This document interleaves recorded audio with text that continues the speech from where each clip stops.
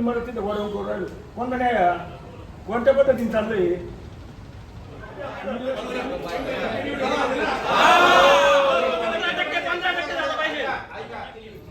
रक्कम देतो 25 लाख 25 लाख 11 लाख तर ते विनंती नाही किती द्यावे तुम्ही देतो ना आमची तयारी ना आजही सांगतो तयारी तर चौथ्याला हातभार लागेल. मी काय सांगतो एकाच वेळेला काय वाटलेलं आहे का आपण महसूल मंत्रिपदाच्या काळामध्ये अनेक नियम डावलू, अनेक ठिकाणी जागा उपलब्ध करून दिल्या. मग त्यांच्याकडून आपलं फक्त वर्ग 2चा वर्ग 1 होत नाही का? आणि हे जर करायचं म्हणजे जर भैया फक्त 1 मिनिट समजा ते काय 10-15 वर्ष आम्ही ऐकतो कॉम्प्लेक्स करणार आता किती होऊन सांगितलं काय अडचण ती माहिती. तुम्ही फक्त एक काम करा, महिना जातात आपल्याबरोबर घ्या, ते एका 8 दिवसात आणतील आणले की ते कुदळ टाकतील. तुम्हाला हे करायचं सुद्धा करते फक्त 8 दिवसात आणतील ते मध्ये. आम्ही गोडा मानणार म्हणून सांगून दाखवा ना. जर तुम्ही सभासदांचा जर विचार करणार असेल तर सभासदांचं डिव्हिडंड 15% 9% काय केलं? हा पहिला मुद्दा. संचालक मंडळाचा विषय कोणी नाही येणार संचालक मंडळाची मीटिंग मध्ये ना तुम्ही.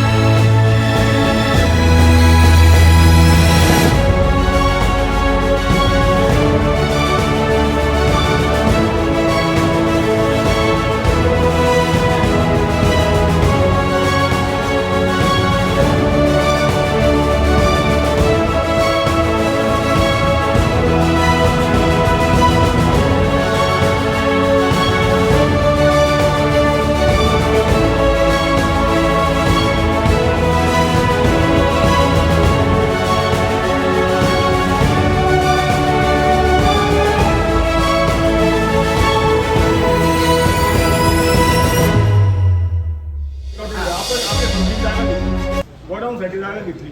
लोक 5-50 लाख एखादी कोटी रुपयाची जागा घेऊन 4-5 कोटी रुपयाची इमारत बांधली. आपण कोटभर रुपयाची जागा घेऊन 1.25 कोटी रुपयाची इमारत तिथे गोडाऊन करून राहिलो. कोणता न्याय हा?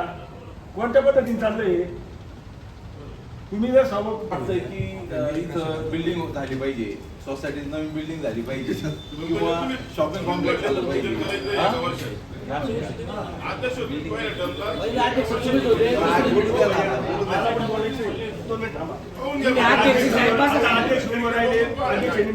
बिल्डिंगचा विषय काय? आबा 2 मिनिट थांबा.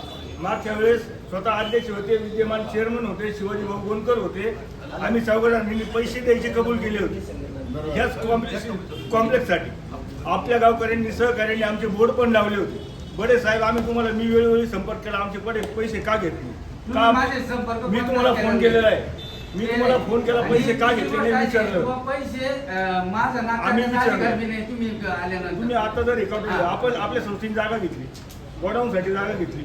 लोक 5-50 लाख एखादी कोटी रुपयाची जागा घेऊन 4-5 कोटी रुपयाची इमारत बांधली. आपण कोटभर रुपयाची जागा घेऊन 1.25 कोटी रुपयाची इमारत तिथे गोडाऊन करून राहिलो. कोणता न्याय हा? कोणत्या पद्धतीने चाललंय? तुम्ही जर 1.25 कोटी रुपये जागा घेतली तर आपण 7-8 लाख कोटी रुपयाची इमारत त्याच्यावर बांधली पाहिजे, हा सर्वसामान्य व्यवहार आहे. आज त्या जागेचं व्हॅल्युएशन काय आहे? तुम्ही 1.25 कोटी रुपयाचं गोडाऊन तिथे बांधून राहिले. सभासदांना विचारा तुम्हाला गोडाऊन इथं योग्य राहील का तिकडे योग्य राहील, काय म्हणणे तुमचं सांगा. कुठं करायचं आपण? कुठं केलं पाहिजे? यांनी गोडाऊन नाही म्हटलं तिथे काम चालू करत नाही गोडाऊनचं. मान्य आहे तुम्हाला हे? उलट योग्य आहे ना. उलट योग्य नाही. गाडी लावायला जागा नाही. इथं माल बांधायला आम्हाला आमच्या ट्रॅक्टर वळत नाही, आमच्या गाडी वळत नाही.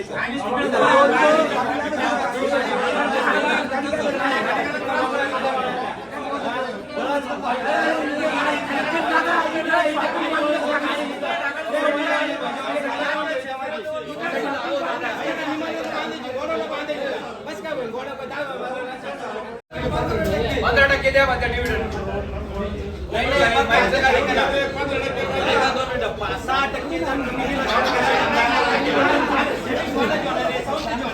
काम करणार जर आपल्या घरामध्ये सर्व्हिस करतो सर्व्हिस केलं काय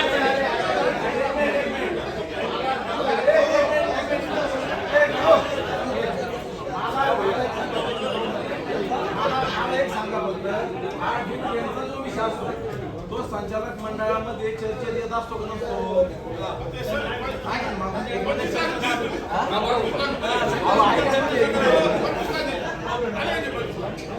अहो तुम्ही ऐका नाही. मी ठराव काय पास केला? आम्ही सांगितलं होतं आम्ही 5,000 सांगितलं तर ते 15 टक्के ते म्हणले नाही, आम्ही 8 टक्के देऊ. बहुमताने 8 लोकांच्या बहुमताने 9% केला. हा, यांनीच गेलाय बहुमत. बरोबर. आमचा काय संबंध? बहुमत तुम्ही तेच होणार ना. हरकत नाही.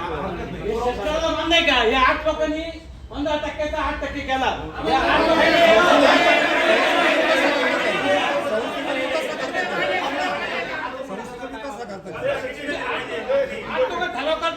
या लोकांना समजलं पाहिजे. या लोकांनी निवडून दिलं हे 8 लोक आहे. आणि हे पुढचे निवडून नका. तुम्हाला मान्य असेल की हा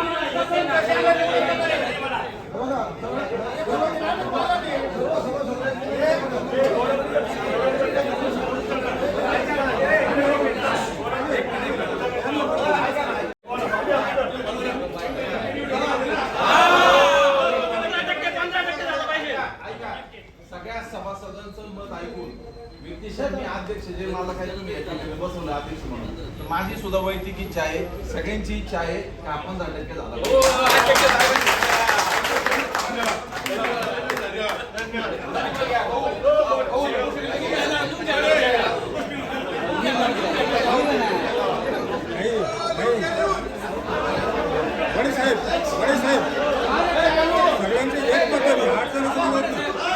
जनरल मीटिंगने एक मताने 15% ठरवला. विरोध कोणाचाच नाही. 8% एक मताने ठरवलं.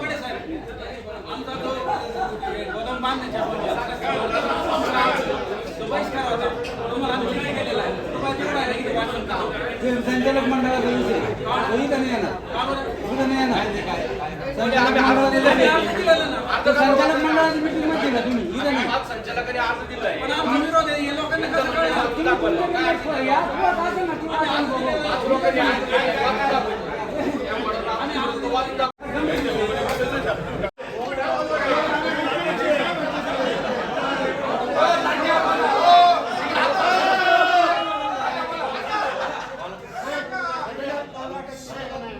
अभिनंदन. पण दरवर्षी आपल्याला भीक मागायला भारतीसाठी डिव्हिडंड मागायला जावं लागतं. तर तुम्हाला विनंती आहे तर डिव्हिडंड हा प्रत्येकाच्या खात्यावर वर्ग करा. खात्याचाच वर्ग करतो 5 वर्षापासून.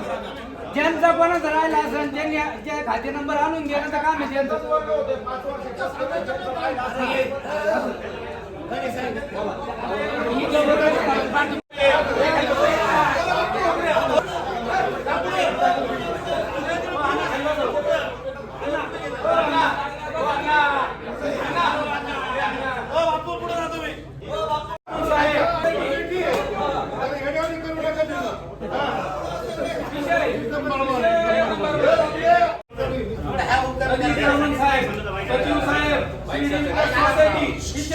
संस्थेच्या प्रस्तावित गोडाऊन बांधकाम संदर्भात महोदय विनंती अर्ज करतो की आज 30/7/2000 रोजी संचालक मंडळाच्या मासिक मीटिंग मध्ये ऐन वेळे गोडाऊन संदर्भातील विषय घेऊन त्यावर मोजक्या संचालकांना विचारात घेऊन विषय चर्चेत आणला. सदर विषय मासिक मीटिंगच्या अजेंड्यामध्ये घेणे क्रमप्राप्त असतानाही अजेंड्यात घेतलेला नाही. तसे पाहता गोडाऊन विषय संस्थेच्या आर्थिकदृष्ट्या अतिशय महत्वाचा असून गोडाऊन बांधकामासाठी घेण्यात येणाऱ्या कर्जाच्या परतफेडी संदर्भात सविस्तर चर्चा होणे आवश्यक असताना कोणतीही चर्चा झालेली नाही आमच्या संचालक मंडळामध्ये.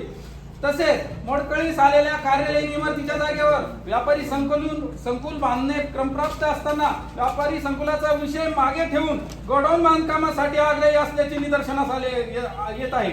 गोडाऊनसाठी घेतलेल्या कर्जाची परतफेडीची शाश्वती नसताना देखील सदर विषयावर जास्त महत्त्व देण्यात आले. गोडाऊनसाठी घेतलेल्या कर्जामुळे संस्थेची आर्थिक परिस्थिती ढासळण्याची शक्यता आहे.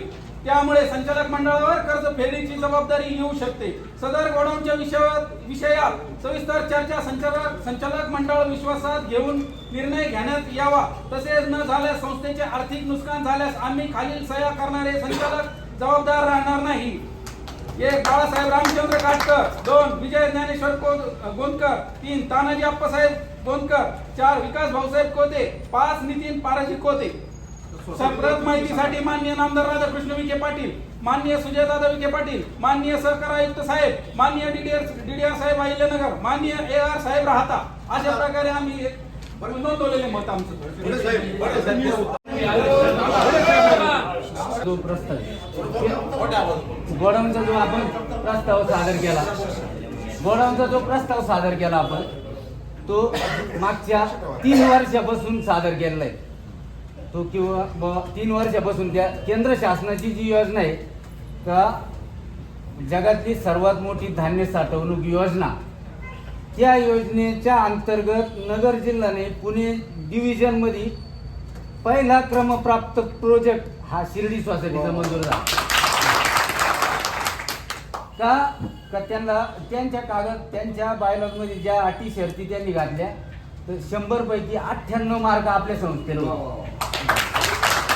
म्हणून तो प्रोजेक्ट शिर्डी सोसायटीला त्यांनी म्हणजे बांधायचंच आणि बाबांच्या नगरीत बांधायचं म्हणून तावरे साहेब जे माननीय सहकार आयुक्त आहे ते त्याच्या बाबत सगळ्यात जागा आग्रही होती.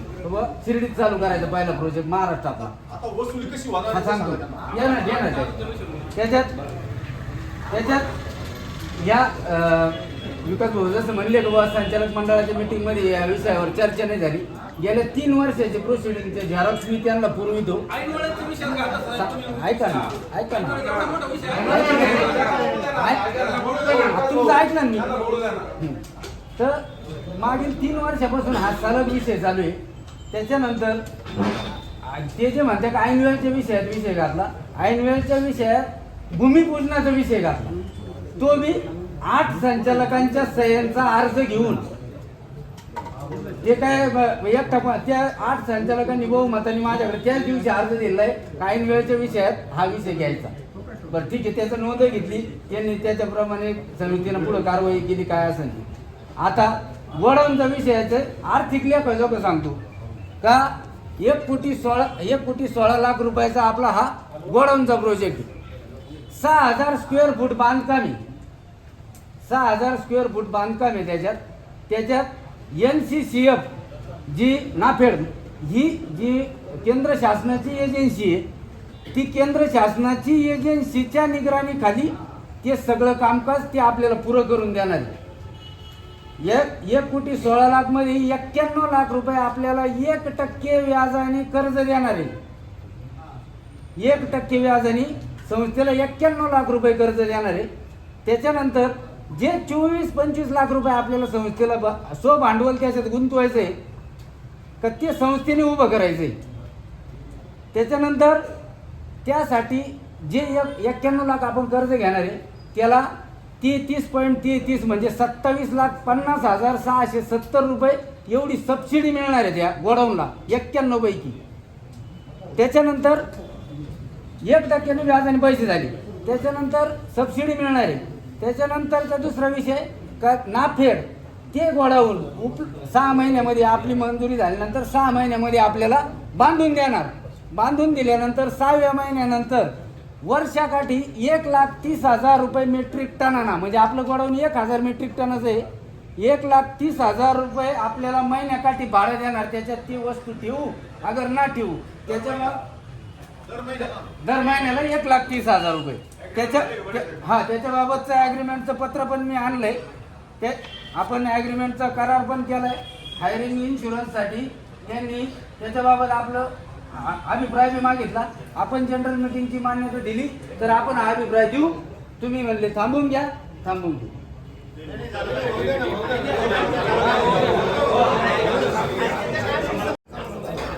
गोडाऊन झालं पाहिजे का झालं पाहिजे?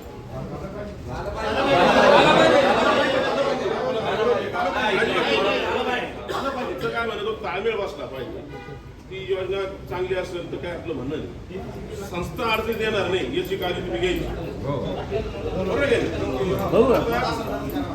मुद्दा आपला असा आहे की इथं तुम्ही कॉम्प्लेक्स करणार होत. ते काय पर्पज चेंजसाठी तुम्हाला ते पत्र आलं, रक्कम भरायला सांगितली. तुम्ही अध्यक्ष साहेब 25 लाख रुपये कबूल केले होते. मी 21 का 25 लाख रुपये कबूल केले.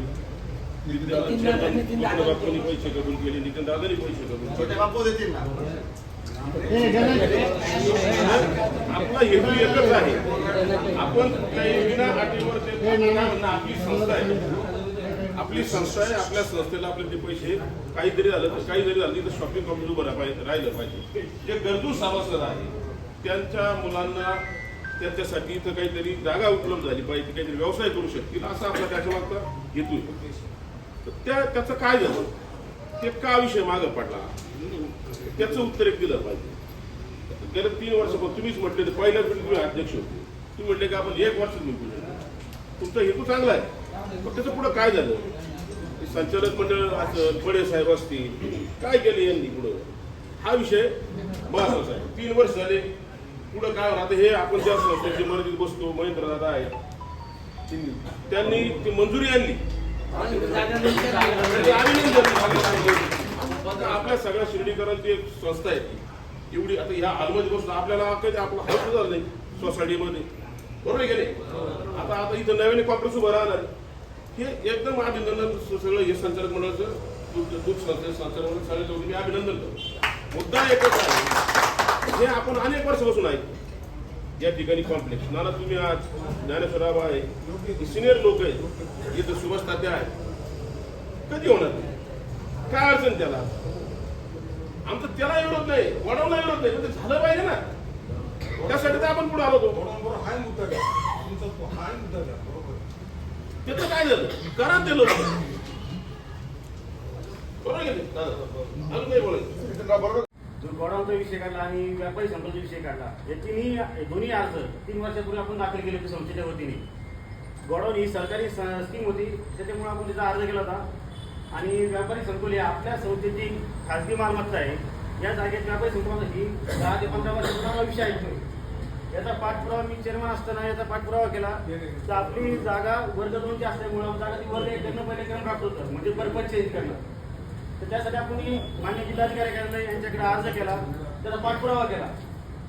चेअरमन काळात मी असताना आपण मंत्रालयाबद्दल फाईल दिली, काही आपल्याला कमी खर्चामध्ये किंवा सरकारकडून आपल्याला ती मोफत वर्ग करून मिळेल का, पण तसा काही प्रस्ताव आपला मंजूर झाला नाही. त्यानंतर ती फाईल आली आपल्याकडे परत जिल्हाधिकारी कार्यालयात. त्यावेळेस असं सांगितण्यात आलं की आपलं 50% नजराला भरून ती वर्ग 2 जागा वर्ग 1 करावं लागेल. त्याचा आम्ही सर्व पाठपुरावा केला, त्याच्या एनओसी आणलाय गोळा करून.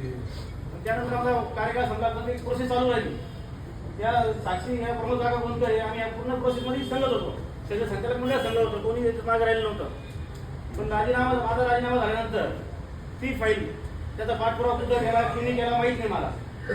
मी त्या अधिकाऱ्यांना वेळोवेळी फोनवर संपर्क करून त्याचा पाठपुरावा करतोय, आजही करतोय. पण बाकीच्या संचालक काही अशी मानसिकता आहे तर काही कोणी पाठपुरावा करत नाही. जर आज गोडाऊन जर आधी केलं, गोडाऊनला विरोध नाही माझा, पण गोडाऊन जर आधी केलं तर संस्थेवर 1 कोटी रुपये कर्ज होईल. जसं साहेब सांगताय की आपल्याला 90 लाख कर्ज भेटणार आहे, 30% सबसिडी भेटणार आहे. पण आजपर्यंत ज्या ज्या संस्थेला हे गोडाऊन भेटलं त्या संस्थेची सबसिडी आली का, याचा तुम्ही सगळ्या लेखाजोखा विचारला पाहिजे सभासदांनी. आम्ही संचालक मंडळाच्या मिटिंगमध्ये विषय मांडला होता का हा जो गोडाऊनचा भूमिपूजनाचा कार्यक्रम आहे हा जनरल मिटिंग नंतर घ्यावा. जनरल मिटिंगमध्ये हा सभासदांचा विषय सांगावा सगळा. आणि याच्यानंतर हा विषय का तर त्यावेळेस आमचे बहुमताचे संचालक मंडळ असलेलं 8 जे आता इथं आपण ऐकलं तर 8 संचालकाच्या बहुमताने आम्ही हा विषय मंजूर केला, तो विषय मंजूर केला. तिथं संस्थेत माहीत सुद्धा लावलं नाही तर बहुमताच्या निर्णयामुळे. तर हे बहुमतातलं संचालक मंडळ असं म्हणतं की आम्हाला संचालक सभासदांना सांगायचं नाही, आम्ही गोडाऊन बांधणार म्हणून सांगून दाखवणार. जर तुम्ही सभासदांचा जर विचार करणार नसेल तर सभासदांचं डिव्हिडंड 15% 9% काय केलं, हा पहिला मुद्दा. दुसरा मुद्दा, ते गोडाऊन जर नाफेड भाडुती घेणार 1,30,000 रुपये महिन्याने, जर तुम्हाला भाड्याची शाश्वती आहे, अग्रीमेंट केलेलं आहे, तर मग डिव्हिडंड तुम्ही हात काय घातला, सभासदांनी हात काय घातला? ते सभासदांना 15% पूर्ण द्यायला पाहिजे होते. ज्यावेळेस तुम्हाला अध्यक्ष सांगतात त्यावेळेस तुम्ही 15% तयार झाले, आधी 9% विषय आला कसा? दुसरा मुद्दा, जर आपण ह्या व्यापारी संकुलाची जर 3 वर्षापूर्वी अर्ज केला होता, त्या गोडाऊनचा अर्ज 3 वर्षापूर्वीच केला, तर गोडाऊन विषय हा जर दूध डेअरीचा जी संस्था आपण आता शिवाजी म्हणून सांगितलं, तर दूध डेअरीने आपल्यानंतर अर्ज केला आणि त्यांचा अर्ज मंजूर होऊन त्याची जागा वर्ग झाली, पण आपल्या संस्थेला होत नाही. आपल्या संस्थेला ते बिगर अटीचं बिगर व्याजाचे पैसे द्यायला आपली सभा तयार होते, पैसे द्यायला नजरांना रक्कम भरण्यासाठी. त्याचा पाठपुरावा माझ्यानंतर झाले चेअरमन, त्यांनी काय पाठपुरावा घेतला नाही, विद्यमान चेअरमन यांनी या गोष्टीचा पाठपुरावा काय केला नाही. जे गोष्टीचा पाठपुरावा जर केला असतात तर तुम्ही महेंद्र दादांना आजही विचारू शकता. तर आज त्या गोष्टीचा जर पाठपुरावा केला तर किती दिवसात ती घटना पूर्ण होऊ शकते? 8 दिवसात होऊ शकते असं दावा करा. तुम्ही दादांना माहिती विचारा. यामुळे फक्त सभासदांना वेळात काढण्याचं काम या ठिकाणी काही संचालक मंडळ करत आहे, असा माझा नाही विषय. या विषयात संचालक मंडळ आहे, पण आमचा विरोध आम्ही लेखी नोंदवलेला आहे. आमचा विरोध गोडाऊनसाठी नाही, आमचा विरोध आहे संस्था ही कर्जबाजारी होऊ नये, संस्था डब भेट जाऊ नये, या गोष्टीला आमचा विरोध आहे. संस्थाचं भरं झालं पाहिजे. जर व्यापारी संकुल झालं तर व्यापारी संकुलाचे गाळे होतील, ते सदनिका होतील, त्याच्या ऑफिस आपण भाडं दिले तर संस्थेला इतका पैसा शिल्लक राहील तर ते गोडाऊन सुद्धा नफ्यामध्ये होऊन रक्कम शिल्लक राहील संस्थेकडे होणार नाही. तुम्ही मी दादांना सुद्धा विनंती करतो तर त्यांनी या जागेच्या व्यापारी संकुलाची सविस्तर माहिती या ठिकाणी सभासदांना सांगावी आणि सभासदांची दिशाभूल या ठिकाणी संचालक मंडळांनी किंवा विद्यमान चेअरमननी कोणी करू नये अशी साहेब विनंती करतो. तुमचा फंड समजा जे काही 10-15 वर्ष आम्ही ऐकतो कॉम्प्लेक्स करणार आता किती होऊन सांगितलं काय अडचण ती माहिती नाही. तुम्ही फक्त एक काम करा, महेंद्र दादाला आपल्याबरोबर घ्या, ते एका 8 दिवसात आणतील आणलं की ते कुदळ टाकतील. तुम्हाला हे करायचं सुद्धा करते, फक्त 8 दिवसात आणतील ते म्हणून आमची विनंती भैया दादा बरोबर घ्या, कारण एकच सर्व नंबर सर्वे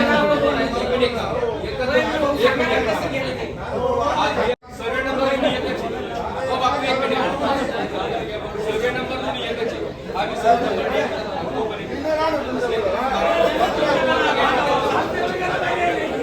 एक एनओसी लेटर पुनर्वसन खात्याची राहिलेली होती, ती दिल्यानंतर आपल्याला 8 दिवसांमध्ये वर्ग 1ची ऑर्डर मिळू शकते.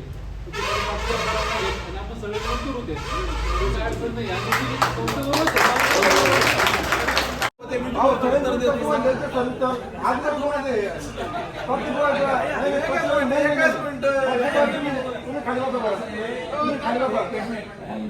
चांगलं भाषण केलं.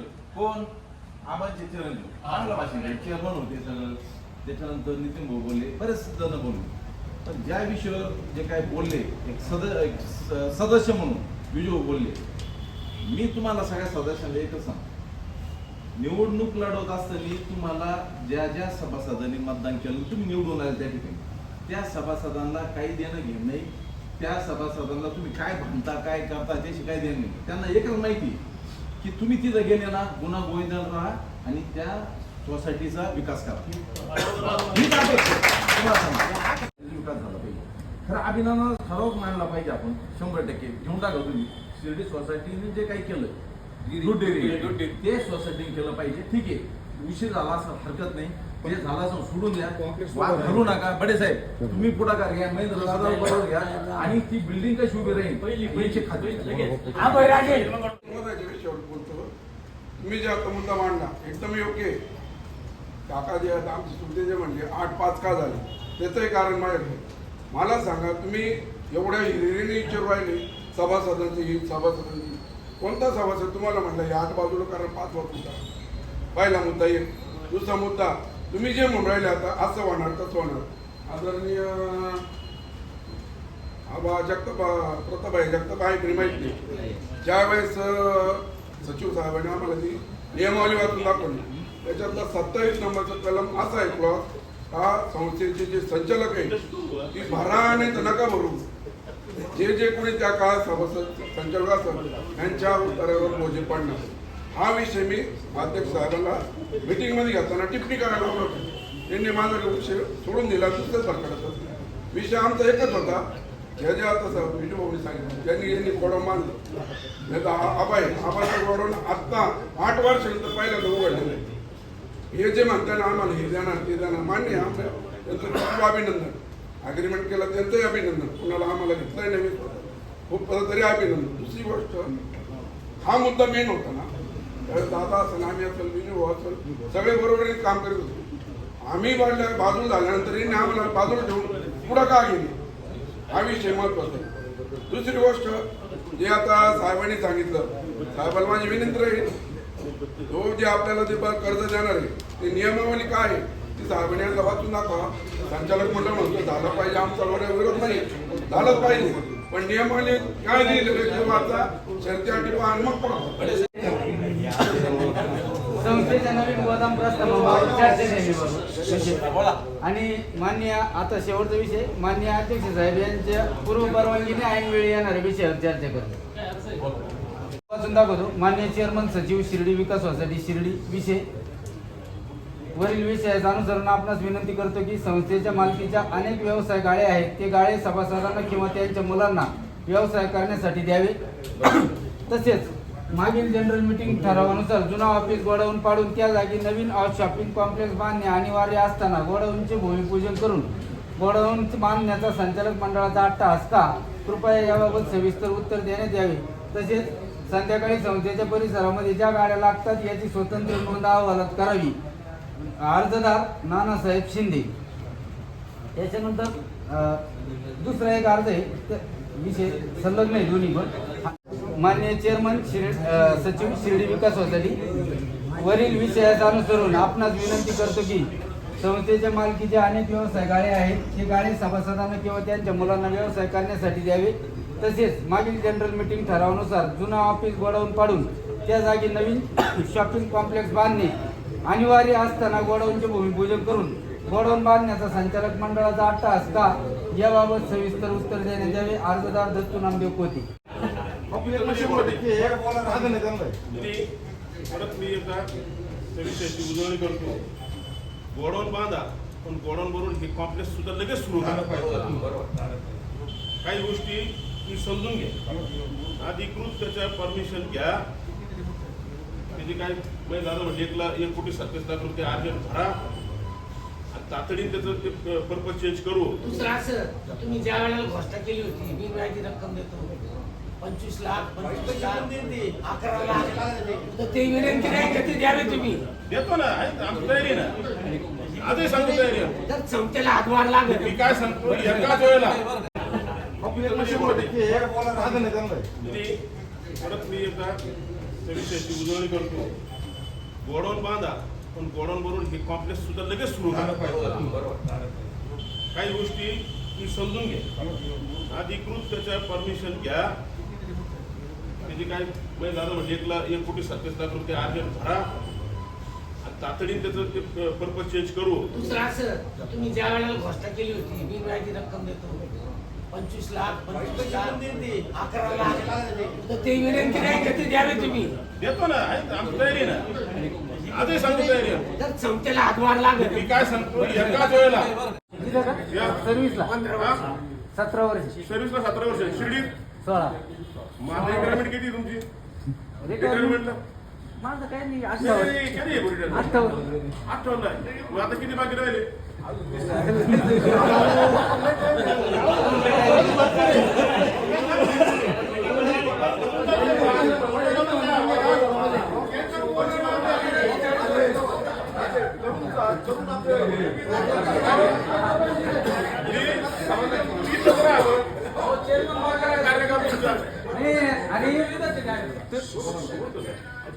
एवढं त्यांचं काम आहे. 16 वर्ष सर्व्हिस त्यांनी सुरू केली 1 वर्ष इथं आले. इथं जे काय अजून शासनाचा नियम किती असतो मध्ये दोनदा झाली झालीत घ्या. मीच गेले ना परत थांबून आम्ही गेलो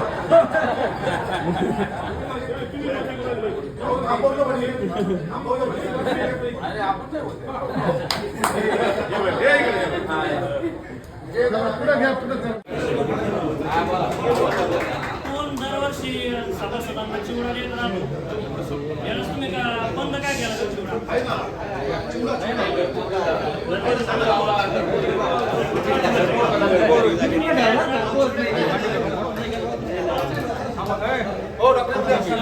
एक विषय आहे माझा संचालक मंडळाने पुण्याचा विषय सगळ्या सभासदांना एक विषय आहे. पण आपल्या गावातील शेतकरी पण आहे ना, नुसते सभासदालाच तुम्ही काय विरोध देत आहे, त्यांना काय नाही विरोध देत. तर मी बरेच साहेबांना या संदर्भात फोन केला आणि वाल्मिक चौधरी म्हणून पानामध्ये एक शेतकरी आहे व साहेबांना फोन केला मी त्या निमित्ताने. साहेब म्हणे फक्त सभासदांनाच देता येते. मी म्हणलो साहेब माझ्या नावावरती द्या त्यांना. म्हणे एकच गुन्हे भेटणार आहे. पण माझा एक विषय आहे, अजून एक गुन्हे वाढवा. आमचा अभिनंदन आहे त्याच्याविषयी नाही काही. आणि गोडाऊनच्या विषयी बी आपलं काही हे नाही, म्हणजे गोडाऊनचं काय आहे, पण आधी तुम्ही हे करा, कॉम्प्लेक्स करा. कॉम्प्लेक्स केल्यानंतर तुम्ही शेतकऱ्यांना हे मिळणार, उत्पन्न मिळणार आहे आपल्याला. आणि आधी जर गोडाऊन केलं दोन्ही पण तुम्ही संघच चालू करा. अनेक गोष्टी आहेत. आणि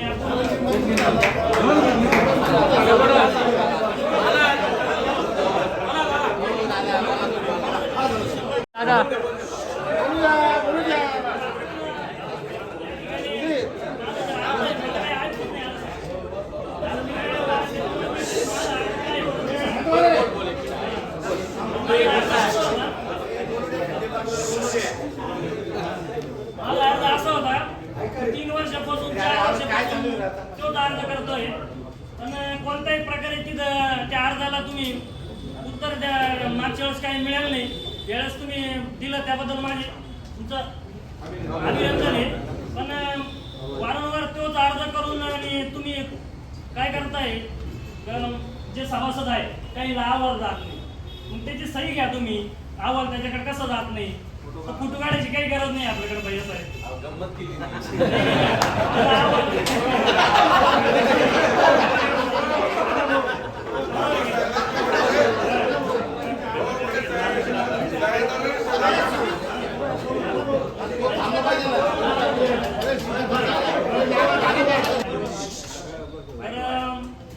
आपल्या ज्या संध्याकाळी त्या गाड्या लागतात त्याच्यामधून मला काही अभ्यास नाही, पण तुम्ही सचिव आहे तर आपण त्याची स्वतंत्र नोंद आहे का आपल्या याच्यामध्ये? स्वतंत्र नोंद आहे आपल्याकडे. तुम्ही कधी या ऑफिसला तुम्हाला दाखवून देऊ. ती नोंद का अहवाल नोंद आहे का? अहवालात आहेच ना. म्हणजे ती दुसरी पाहिली मी, पण ती संध्याकाळी जी लागते त्याची आहे. संध्याकाळी संध्याकाळी दिवस हा सगळे नसतं बरं का. संध्याकाळी दिवस हा सगळे नसतं माणूस आहे बघा.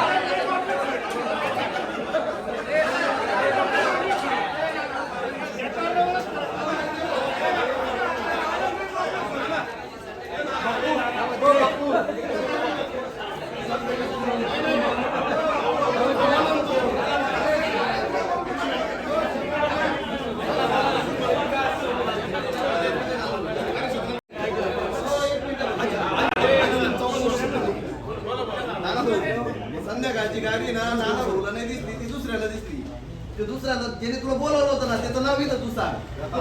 तुला सांगितलं का संध्याकाळी तिथं गाड्या लागायच्या आणि संध्याकाळी ते लोक कोण पैसे घेत असतील, हे तुला कोणी सांगितलं त्याचं नाव इथं सांग. कोणी मी सभासद मी स्वतः अरे पण नाही सभासद आहे, मला सक्षम आहे मी.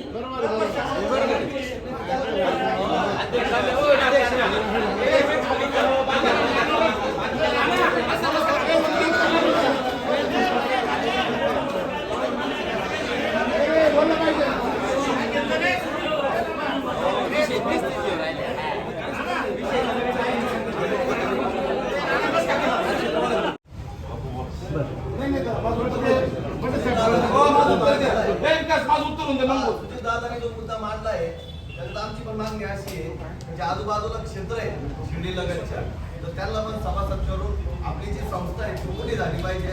या हेतूने सभासद पान नंबर 13 काय दिलेलं आहे तेवढं सांगा. आणि त्यातला क्षेत्र आहे ना 4-14 वाचून टाका. 4-4-14 पान नंबर 13 महाराष्ट्र सरकारी महाराष्ट्र सहकारी संस्था अधिनियम 1960 मध्ये खालील नियम व संस्थेचे उपविधी अन्वये नमूद केलेल्या आणि खालील अटी पूर्ती करणाऱ्या इस्माच्या संस्थेत सदस्य होता येईल. तो 8 वर्ष पूर्ण भारतीय करार कायद्याने करार क्षमता पाहिजे, त्याची पद चांगली पाहिजे. महाराष्ट्र सरकारने अधिनियम 1960 मध्ये खालील विहित करण्यात आलेल्या नमूद सदस्यत्व करता अर्ज दिला पाहिजे. तो वाचलेला अगर जिंदगी त्याने आपल्या जिंदगी व कर्जाचे वास्तव आर्थिक पत्र दिले पाहिजे. संस्थेचा उद्देश त्याला त्या समजलेला असला पाहिजे. त्याने 100 रुपये मिळवतील. आता तुम्ही तो ना तो 4/14 आहे ना, तेवढं बसून तुम्हालाकडे नाही आलं. 4/14 त्यांनी विषय मांडला त्यांना सभासदांनी कोणाची अडचण आहे का? करून टाका ना. काहीच अडचण नाही. करून टाका. नाही, संचालक मंडळाची अडचण ते मला विचारायचं आहे. तुम्ही कोणाला अडचण आहे, मी सभासद झालं पाहिजे. किरण तुझी अडचण आहे का? अंगला तुमची अडचण मी सभासद झालं तर नाही, काय केलं होणे तर नंतर मी अडचण आहे का? ते तुमची म्हणणं आहे, पण असं नियम तोडून पण करता येणार नाही. मग नंतर तुम्ही कोणाला सभासद करणार आहे? जर का शेती जमीन राहिली ना, सोसायटी बंद करणार आहे का? तुमच्या हिशोबात होत नाही, पण नियम तोडून केला तर 100 अर्ज येतील. नाही नाही, 100 कोण चार्ज देणार? 100 कोण चार्ज देणार? अहो तुम्हाला काय ऐका ना, ऐका तुम्ही ऐका, सोसायटीमध्ये तुम्ही सगळे सभासद लावत नाही. नियम तोडून काही होणार नाही. तुम्ही संचालक मंडळ सही लावत नाही.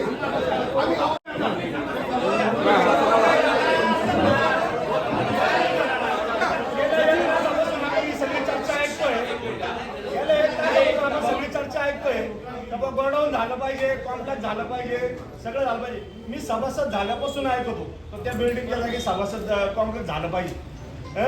परिस्थिती अशी. आणि मला एक म्हणायचं आहे, मी जसा सभासद झालो ना तसा पक्ष कोणताही असो, पण इथं येणारं संचालक मंडळ आहे ना, युवा नेते आणि नामदार राधाकृष्ण विखे पाटील यांच्या नेतृत्वाखाली झालेलं आहे.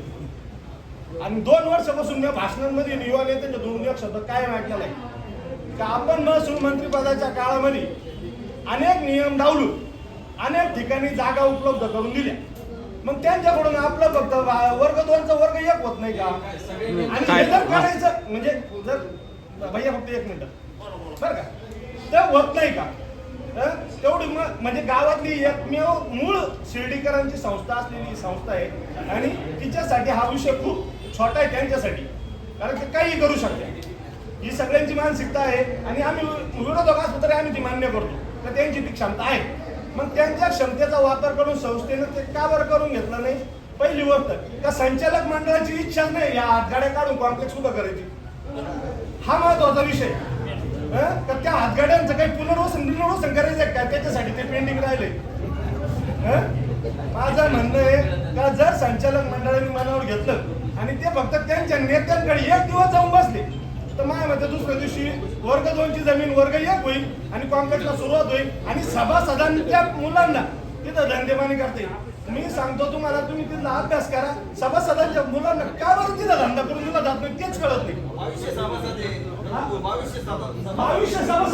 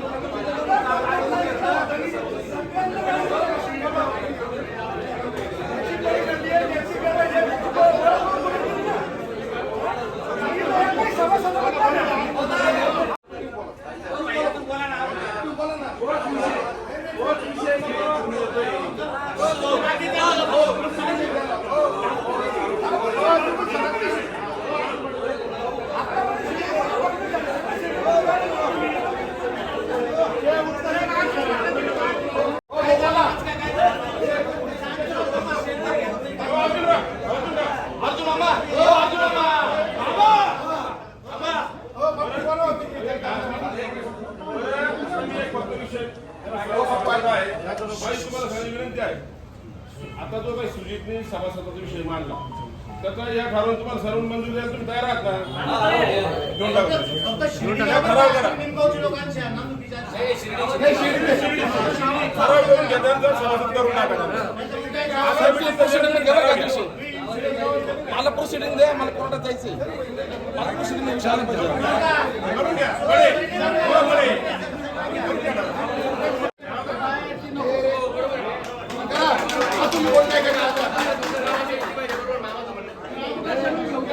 तुम्हाला ज्येष्ठांना टाळून सुद्धा बॉडी काही निर्णय घेते. तुम्ही विचारा तुमच्या बॉडीला काय चालू आहे काही नाही. तुम्ही या सूचना मांडण्याच्या योग्य आहे का विचारा बॉडीला.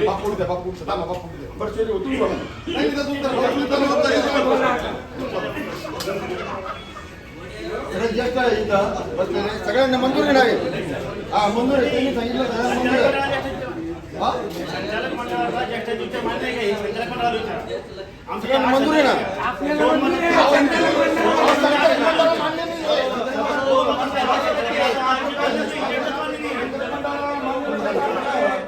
तुम्हाला ज्येष्ठांना टाळून सुद्धा बॉडी काही निर्णय घेते. तुम्ही विचारा तुमच्या बॉडीला काय चालू आहे काही नाही. तुम्ही या सूचना मांडण्याच्या योग्य आहे का विचारा बॉडीला.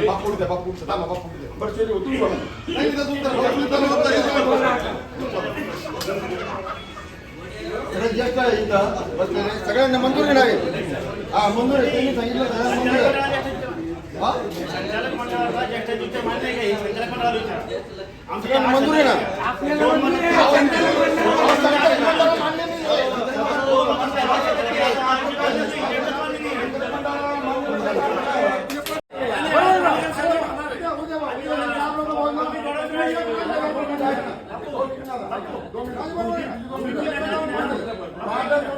कोणी काही हो, आता निर्णय ठरलेला आहे. 8 लोक असतील, 12 लोक असतील, 9 लोक असतील, 8 लोक असतील, सगळ्यांना बिमर बांधायचे. मी आता अध्यक्ष बोलतो. सोसायटीच्या प्रक्रियेमध्ये आम्ही काय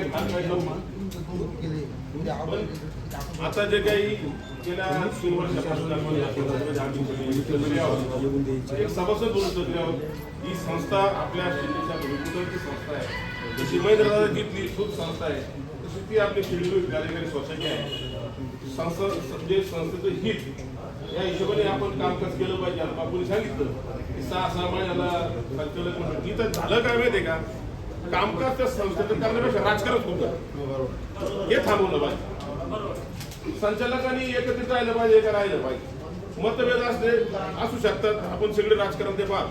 व्यवसाय करायला तयार नाही. कुठून त्या सोसायटीत पुढच्या पिढीत विश्वास माझं काय म्हणणं आहे, तुम्ही तुमचं काय राजकारण करायचं करा, पण संस्थेचं हित महत्वाचं आहे. पण आता आपण कसं काही लोकांनी म्हणलं अनेक वर्षापासून आपण ऐकतो इथं कॉम्प्लेक्स झालं पाहिजे, कॉम्प्लेक्स झालं. असं करता करता इतकी मध्य वस्तीची जागा आली, इतकी सेंट्रल प्लेस आहे, इतकी महत्वाची जागा आहे, तिथून आपण कॉम्प्लेक्स केलं पाहिजे. या सगळ्या सभासदांची इच्छा आहे, आपली पण इच्छा आहे. आपल्याला माहिती घेतली पाहिजे नाही अजिबात. आणि गरजू सभासद दिलीच पाहिजे ते जागा त्या ठिकाणी, त्यांना व्यवसाय करू द्या. आता बापू सूचना मांडली 5-5 लाख रुपये घ्या, शिर्डी करता 10 लाख रुपये सोसायटीवर. पण तिथं कॉम्प्लेक्स बांधा आणि ते तिथं त्या ठिकाणी सभासदाला जागा दिली पाहिजे. माझं काय म्हणणं आहे, या सोसायटीचा भूमिपूजनाचा कार्यक्रम आपले आमदार साहेब आहेत, खासदार साहेब आहेत, सहकार मंत्री बोला, मुख्यमंत्री बोला, दिमागदार कार्यक्रम होऊ द्या ना. सोसायटीचा प्लॅन करून चांगला प्लॅन करा आणि मोठं भूमिपूजन करून जोरदार काम चालू करा. नावं घेतली आता फार वेळ झाला सगळ्यांना उठायचे ठीक आहे. तरी ते आता बापूंनी सुचवलं या ठिकाणी आपल्याला शॉपिंग सेंटर बांधले. तर त्याच्यामध्ये फक्त माझी एक सूचना अशी राहील, अगोदर आपण त्या इमारतीचा नकाशा काढला पाहिजे, प्लॅन काढला पाहिजे. त्याच्यामध्ये किती गाडी बसणार आहे, पुढे किती बसतील, मागे किती बसतील, त्या पद्धतीने त्याचा निर्णय आपल्याला घ्यायला पाहिजे. आज 5 लाख रुपये जर तुम्ही एखाद्या माणसाकडून घेतले तर त्याचा अधिकार होणार आणि अधिकार त्याच्या शोधून बाहेर जाऊ शकणार. मग संस्थेला जे काही पैसे मिळायचे ते मिळणार. आता आपण साईशा कॉम्प्लेक्स पाहिलेले आहे, त्याच्यामध्ये 2-2 कोटीपर्यंत लोकांनी गाडी केली. जे पुढे त्याला पैसे जास्त मिळतात ना. त्याच्या दृष्टिकोनातून आपण एकदा त्याचा एस्टिमेट करा आणि त्याच्यानंतर तुमच्या किमती एक गव्हर्निंग कमिटी तुम्ही तयार 5 लोकांची एक जनरल ज्येष्ठ लोकांची कमिटी तयार करा आणि त्याच्यामध्ये याचा सर्व अभ्यास करून ते ठरवतील तर त्या ठिकाणी किती आपल्याला डिपॉझिट घेतलं पाहिजे आणि डिपॉझिटवरती मग आपण लिलाव स्वरूपातून घ्यायचं किंवा कसं करायचं आपण फिक्स त्याच्यावर ठरवू शकतो. आपल्याला गरज किती आहे असं समजून आपण घेऊ आणि ते देत असताना अल्पभूधारक लोकांना त्या जास्त संधी दिली पाहिजे ते एक मागणं. दुसरा मुद्दा जो आता सभासदांच्या संदर्भात झाला त्या दुरुस्ती माझी अशी आहे की तो जो तुम्ही बनवणार ज्याचे जरी 40च्या बाहेर जमिनी असतील पण तो शिर्डीचा स्थानिक असला पाहिजे हा महत्त्वाचा. परमिशन घेऊन घेतो तर ते अहवाल छापले त्याच्या संदर्भात मला बोलते. मागच्या टायमाला सुद्धा माझ्याकडून नकळत काही गोष्टी घडल्या मी त्याच्याबद्दल सुद्धा परंतु तुम्ही जाणीवपूर्वक प्रत्येक टायमाला ते का करतात असं एक प्रश्न. तुम्ही नामदार साहेबांचा फोटो टाकला अभिनंदन संस्थेसाठी काही दिलं असेल त्याच्याबद्दल काही नाही. तुम्ही एक सर्वसामान्य याच्याने सुद्धा म्हणजे खासदार लोखंडे साहेब होते तर ते आपल्या मतदारसंघाचे खासदार आहे. त्यानंतर भाऊसाहेब वागचौर इथले स्थानिक रहिवासी तुम्ही त्यांचे फोटो का टाळले गेले किंवा त्यांच्याकडून तुम्हाला आपल्याला काही अपेक्षा नाही का संस्थेला तर आपल्याला काही मदत नाही का तर तुम्ही जाणीवपूर्वक करत असता. कारण एक म्हणजे मी बोलायला नाही पाहिजे म्हणजे मला बोलायचं पण नाही जर बोललो त्याचा वेगळा अर्थ जाईल त्यामध्ये. कारण ते आपल्याला त्याची गरज नाही का त्या लोकांच्या मताची गरज नाही का त्यांना जाणीवपूर्वक का टाळलं गेलं जातं. तर विनंती आहे तुम्हाला तर तुम्ही त्याचा सुधार करावा आणि त्यांचा फोटो टाकी जावा कुणी असं लोकप्रतिनिधी या संस्थेचे. कारण काय होतं त्याच्या त्या वेगळ्या मार्गाने जायला लावू नाही अशी आमची विनंती तुम्हाला. साईंच्या पावनभूमीत गौरी गणपती आणि नवरात्रोत्सव निमित्त असंख्य ग्राहकांच्या पसंतीस उतरलेले राधिका गृह उद्योगाचे घरगुती खमंग चकली तर त्वरा करा कुरकुरीत खमंग आणि खुसखुशीत चकलीचा आस्वाद घेण्यासाठी. घ्या राधिकाची चकली एकदा खा तर खातच राहाल. सण उत्सवाचा एक खमंग अनुभव घ्या राधिका चकली सोबत. अवघ्या 200 रुपयात 500 ग्राम चकली एकदा अवश्य खाऊन अनुभव घ्या. आमचा पत्ता Dwarkanagar Shirdi. Mobile number 9404715830.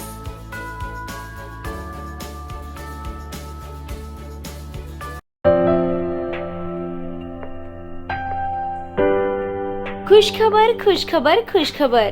साईच्या developers आपल्या स्वप्नातील घराला प्रत्यक्षात उतरविण्यासाठी घेऊन आले आहे शिर्डी जवळील निसर्गरम्य वातावरणात येलो झोन मधील प्लॉट.